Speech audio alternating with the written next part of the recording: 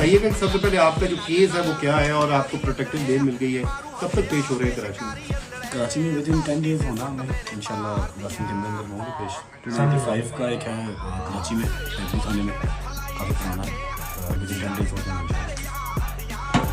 अच्छा बट साहब, कल एक खबर चली थी कि जनाब आपको डिपोर्ट कर दिया है, इसमें कितनी सदाकत है? नहीं सर, बिल्कुल बुलशिट सी बात है, कोई डिपोर्टेशन नहीं हुई और डिपोर्ट होके इंसान बिजनेस क्लास में वापस नहीं आता। मैं बिजनेस क्लास में आया, मेरा वीज़ा ज़रूर कैंसिल हुआ क्योंकि उनको यहाँ से कुछ होम ऑफिस को उनके बहुत स्ट्रिक्ट है चीज़ों को लेके। होम ऑफिस ने रिक्वेस्ट की है कि 295 का केस है और भी ब्लास्फेमी के केसेस हैं, जिसकी वजह से उन्होंने मेरा वीज़ा कैंसिल कर दिया। मेरा 7 साल का वीज़ा था, बट मेरे जो वहाँ के सॉलिसिटर हैं, जो मेरे लॉयर वहाँ के हैं यूके के, उन्होंने एडमिनिस्ट्रेटर जो है ना वो रिव्यू को चैलेंज कर दिया हुआ। इंशाल्लाह होपफुली जो हमारा वीज़ा रहता है वो रिवाइव हो जाएगा वापस।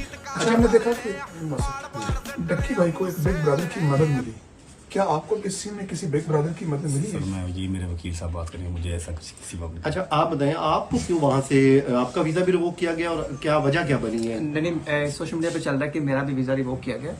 मेरा वीज़ा नहीं रिवोक किया गया, मेरे पास ब्रिटिश सिटीजनशिप है और मेरे ऊपर भी 2 FIR हैं। एक जो डकी वाली आई 196/25 उसके अंदर उन्होंने मुझे पिछले में डाला हुआ है उस FIR के ऊपर। अच्छा। और जो दूसरी FIR मेरे ऊपर है वो 252/25 है, वो भी गैम्बलिंग की मेरे ऊपर FIR दी गई है।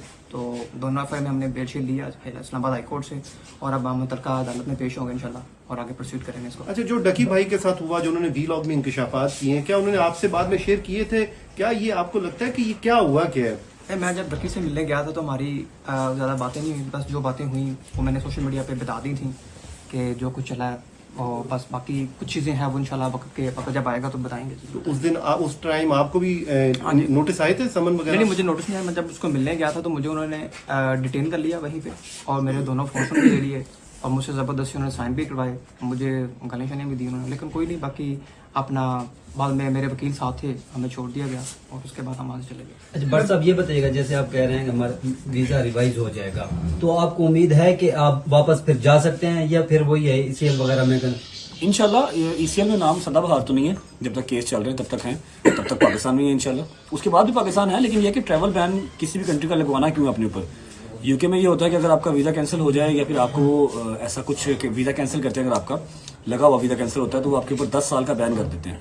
तो बैन नहीं लगवाना किसी भी कंट्री का, आपको विजिट के लिए कभी भी कहीं भी जाना पड़ सकता है, जिसकी वजह से मैंने चैलेंज किया, अदरवाइज तो कर देते बैन, रहना मैंने पाकिस्तान में ही है। अच्छा ये बताइए भाई साहब, हम डक्की भाई के बारे में भी बहुत सारी बातें की गई, इनका नेक्सस होता है, ये बाकायदा पता नहीं मुख्तलिफ असाइनमेंट पकड़ते हैं, फिर आम जो लोग होते हैं, आम जो व्यूअर होता है आप लोगों का, उसको इसमें